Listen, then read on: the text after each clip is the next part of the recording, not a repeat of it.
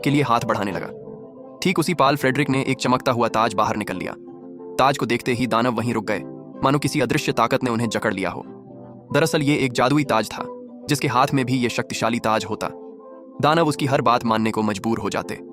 उधर जैक दानव का पीछा करते करते उनके ठिकाने तक पहुंच गया और वहां का नजर देखकर वह हैरान रह गया, क्योंकि चारों तरफ खूबसूरत झरने और ऊंचे ऊंचे पहाड़ जो किसी स्वर्ग से कम नहीं लग रहे। वहीं पर 2 सर वाला दानव राजकुमारी को एक पिंजरे में कैद किए हुए था। फिर वह उसे बाकी दानों के पास ले गया, जहां सारे दानव इकट्ठा होकर उसकी तरफ देखने लगे। तभी वो दानव भी लौट आया जिसने कप्तान और उसे मोटे सैनिक को पकड़ा था। उसने उन दोनों को लाकर पिंजरे के पास फेंक दिया। यह देखकर दोस्त सर वाले दानव को शक हुआ कि शायद और भी इंसान यहाँ मौजूद हैं। इसीलिए उसने जमीन पर पड़े एक मोटे को पकड़ लिया और उसकी गर्दन मरोड़कर उसे जिंदा ही निगल लिया। इसके बाद दानव ने उसके कवच को बाहर थूक दिया और जैसे ही वह दानव कप्तान को धमकी देने लगा कि वह राजकुमारी को भी खा जाएगा, तभी पास से एक आवाज आई जिसने सबका ध्यान अपनी तरफ खींच लिया। दरअसल वह आवाज किसी और की नहीं बल्कि उसी गद्दार रेड्रिक की थी। उसके सिर पर पहने ताज को देखते ही बाकी सभी दानव तुरंत घुटनों के फल झुक गए और उसी पाल उसका असली प्लान सबके सामने आ गया। वह सीधे 2 सर वाले दानव के सामने गया और उसे घुटनों पर आने का हम दिया। उसके सर पर ताज देखकर 2 सर वाला दानव मजबूरी में झुक गया और फिर फ्रेडरिक उसके चेहरे पर रखकर धीरे धीरे चलते हुए सिंहासन की ओर बढ़ गया और उसी पाल से रेड्रिक दानवों की दुनिया का नया राजा बन गया। उसने इंसानों पर हमला कर पूरी दुनिया जीतने का ऐलान कर दिया। उसकी बातें सुनकर दानव सी बहुत ज्यादा खुश हो गई और 2 सर वाले दानव के दिमाग में कुछ और ही चल रहा था। उधर दानव ने कप्तान को पकाने के लिए उठाकर सीधे छिपे आते पर फेंक दिया। वह जितना छटपटाया उतना ही उसमें फंसता चला गया। तभी दानव आगे बढ़ा और उसने कप्तान के ऊपर मुट्ठी भराता भटक दिया। इसके बाद दानव ने बड़ी ही घिनौनी हरकत की। दानव ने कप्तान को मोड़कर एक तरफ रख दिया। तैयारी के बाद केवल सब्जियां डालना बाकी था।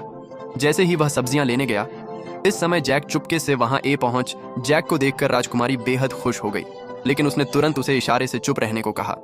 उधर दानव अब भी उलझा हुआ था और इसी बीच जैक धीरे धीरे राजकुमारी पास पहुंच गया। उसने पिंजरे का लॉक खोलने की कोशिश की, लेकिन यह है उसके बस की बात नहीं थी। तब राजकुमारी ने उसे पहले कप्तान को बचाने के लिए कहा, जिसे दानव ने सुअरों के साथ लाइन में रखा था। जैक तुरंत उसके पास पहुंचा और चाकू निकालकर उसे चिपचिपे आते से अलग करने लगा। उसी समय दाना मसाला लेकर वापस आने लगा। यह देखकर जैक ने जल्दी से चाकू कप्तान को पकड़ा दिया और खुद छिप गया। खुशकिस्मती से दानव को कुछ भी शक नहीं हुआ। उसने कुछ नुकीली लड़कियां उठाईं और कप्तान की आंखों के सामने पास पड़ी सुअर में घुसा दी। जो सुअर अभी तक चिल्ला रही थी वह तुरंत शांत हो गई। अब अगला नंबर कप्तान का था। दानव ने बिना दया दिखाई बाहर किया, लेकिन वह थोड़ा सा चख गया, वरना कप्तान की आने वाली पीढ़ी का नामो निशान मिट जाता। यह देखकर कप्तान डर के मारे बेहोश हो गया। फिर दानव ने उन सभी को उठाकर पास जल रहे भट्टे में रख दिया। अब उन्हें बचाने वाला एकमात्र जैक ही था।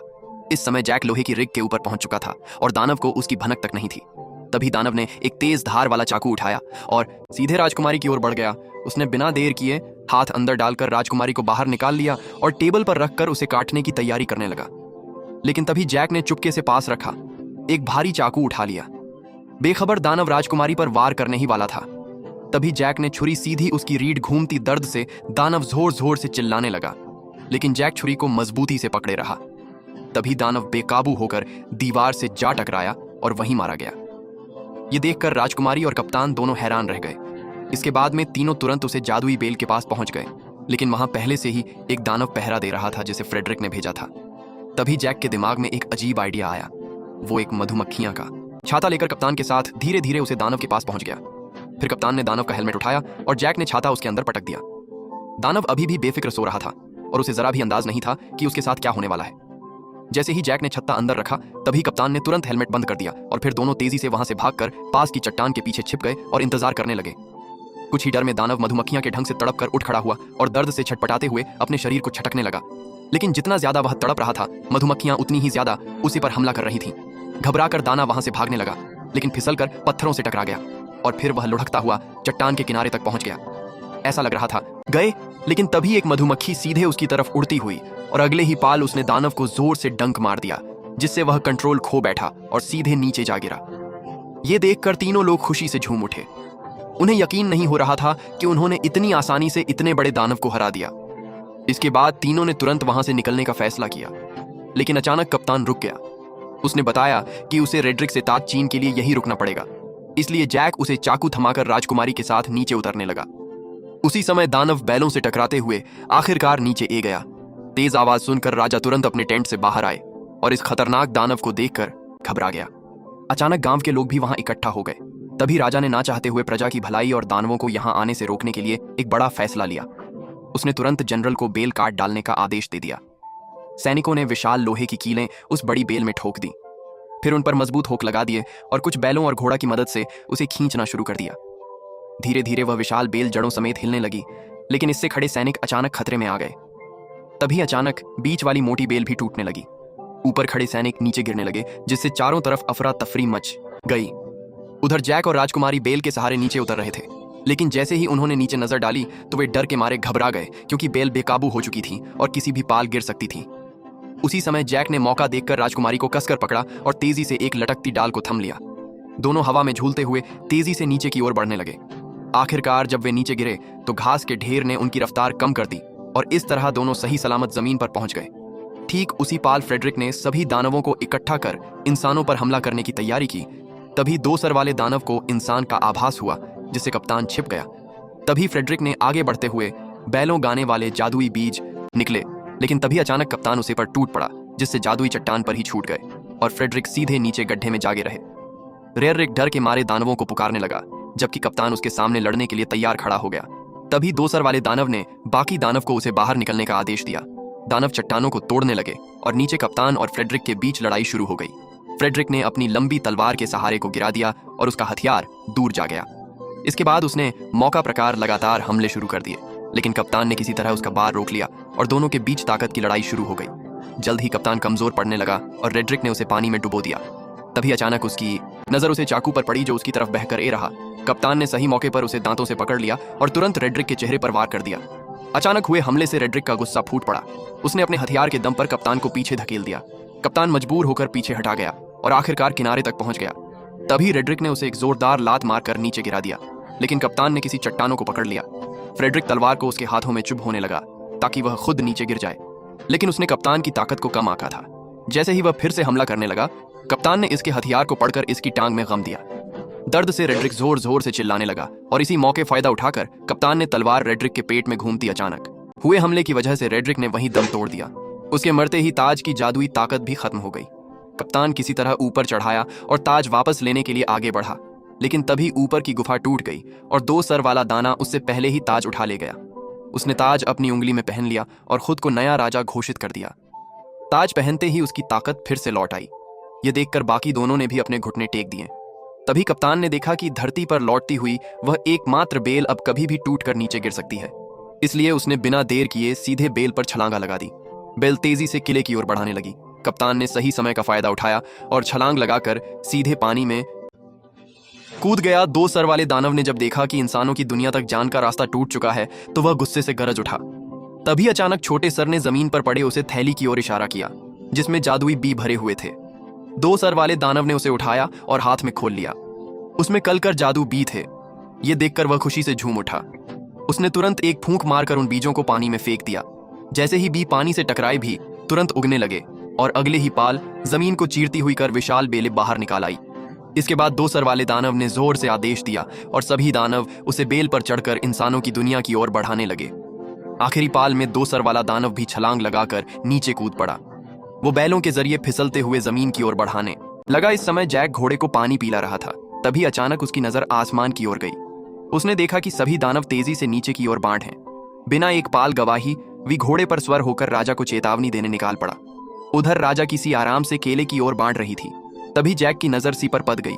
वो जोर जोर से चिल्लाने लगा कि दानव ए रहे हैं, लेकिन राजा को अब भी कुछ समझ नहीं आया। तभी पीछे के जंगल से अचानक कई दानव निकाल आए और जहां जहां भी जा रहे वहां सब कुछ तहस नहस कर रहे थे।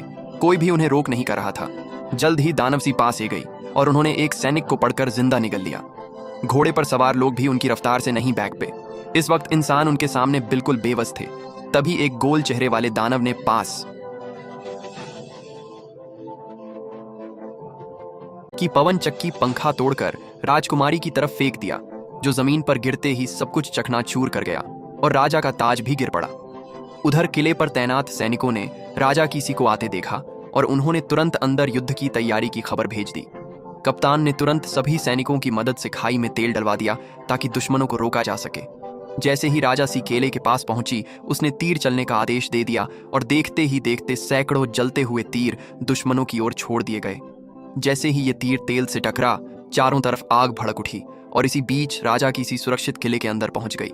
राजकुमारी को सही सलामत देखकर कप्तान ने तुरंत किले के दरवाजे बंद करने का आदेश दिया। लेकिन उसी समय जैक अभी भी बाहर था और दानव उसके पीछे पड़े हुए थे। जैसे ही किले का दरवाजा बंद होने लगा, तभी जैक घबरा गया, लेकिन आखिरी पल में वह अपने घोड़े के साथ छलांग लगाकर अंदर घुस आया। हालांकि उसके पीछे पीछे दौसिर वाला दानव भी दरवाजे पर चढ़ाया, लेकिन तभी कप्तान ने उस पर हमला बोल दिया और वह सीधे आग की जलती लपटों में जा गिरा। जल्द ही आग ने उसे पूरी तरह घेर लिया, लेकिन हैरानी की बात यह थी कि उसके अपने लोग भी उसे बचाने नहीं आए, बल्कि बस खड़े खड़े उसे जलते हुए देखते रहे। उधर लोग अभी आपस में बात ही कर रहे थे कि अचानक आसमान से एक बड़ा लोहे का घंटा तेजी से केले की ओर आया। उसने दीवार को ध्वस्त कर दिया और सीधे नीचे जा गिरा। इससे पहले कि कोई कुछ समझ पाता, अचानक युद्ध का बिगुल बज उठा। तभी दो बड़े लोहे के हक किले के दरवाजे की तरफ फेंक गए, जिन्हें दानव मजबूती से खींचने लगे। तभी इंसानों और दानवों के बीच खींचतान शुरू हो गई। असल में यह सब गोल चेहरे वाले दानव का प्लान था, जिसने और ज्यादा दानवों को बुलाकर किले के दरवाजे को तोड़ने का आदेश दिया। अंदर का माहौल पूरी तरह अफरा तफरी में बादल गया। राजकुमारी जैक को लेकर किले के अंदर की तरफ भाग। उधर बूढ़े राजा ने सभी सैनिकों को आदेश दिया कि वे दोनों को रोकने के लिए क्रॉस का इस्तेमाल करें। जल्द ही और भी दानव ए गए और उन्होंने पूरी ताकत से खींचना शुरू कर दिया। तभी कप्तान के आदेश पर सैनिकों ने कई सारे क्रॉस वो छोड़ दिए, जो सीधे लकड़ी के दरवाजे पर जा लगे। सटीक निशाना लगता ही सैनिक तुरंत क्रॉस बोग गाड़ियों को पीछे खींचने लगे। किले की सी टुकड़ियों में बट गई और राजा भी मदद के लिए ए गया। वो कप्तान से दोनों की कमजोरी पूछ रहा था कि तभी आसमान से जलता हुआ पेड़ गिरा, जिसने सैनिकों को अलग अलग बिखेर दिया। अगले ही पाल कई सारे जलते हुए पेड़ सैनिकों के ऊपर गिरने लगे, जिससे उनकी पकड़ ढीली होने लगी। ऐसा लग रहा था जैसे दरवाजा जल्दी टूट जाएगा। तभी राजकुमारी जैक को लेकर किले के अंदर पहुंची, लेकिन अचानक एक भारी दहाड़ और जमीन में उड़ती दरारों ने उनका ध्यान खींच लिया। डर के मारे दोनों पीछे हैं गए और कुछ पत्थर ऊपर की ओर उड़ने लगे। नीचे से अचानक दो विशाल हाथ बाहर निकले। ये वही दो सर वाला दानव था जो पहले आग में गिरने के बावजूद बैठ गया था, क्योंकि पानी के नीचे होने की वजह से आग उसका कुछ नहीं बिगाड़ पाई और वह सीवर के रास्ते से चुपचाप किले के अंदर तक घुस आया। अचानक उसे राजकुमारी की शाही गंध महसूस हुई। जैक ने डरते हुए कंबल खोला और देखा कि दानव की अभी तक उन पर नजर नहीं पड़ी है, लेकिन तभी गुस्से में दानव ने पास रखा शिक्षा तोड़ दिया। घबराहट में कंबल में छिपे दोनों लोग कांपने लगे, लेकिन दानव ने सीधे ऊपर से उन्हें देख लिया। जब पूरी ताकत लगाकर तुरंत राजकुमारी को पड़कर भाग, लेकिन दानव लगातार उनका पीछा करने लगा। कोई रास्ता ना होने की वजह से दोनों मजबूरी में दूसरी मंजिल की ओर भागे भी कदमों को रोकने की हिम्मत भी नहीं कर रहे थे।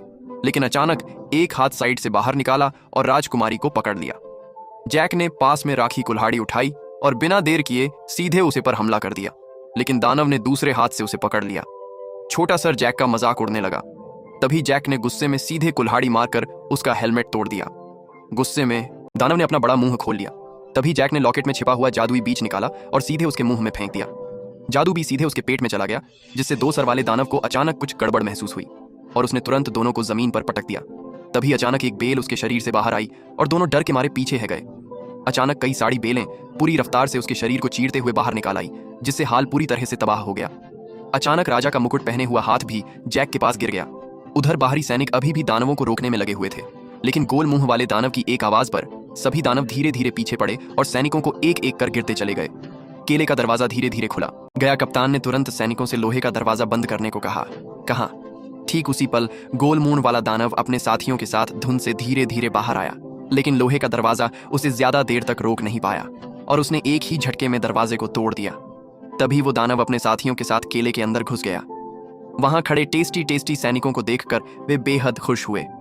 दानव हमला करने ही वाले थे कि पीछे से अचानक आवाज आई और सभी दानवों का ध्यान उसे आवाज पर चला गया। दानव ने भीड़ में ध्यान से देखा और अचानक उसने अपना हथियार छोड़ दिया। ये देखकर बाकी दानव भी हथियार छोड़कर सभी इंसानों के सामने घुटनों के बल बैठ गए। कप्तान ये नजर देखकर चौंक गया। तभी अचानक जैक मुकुट लेकर आ गया और उसने तुरंत सभी दानवों को वापस उनकी दुनिया में लौट जाने का हुक्म दे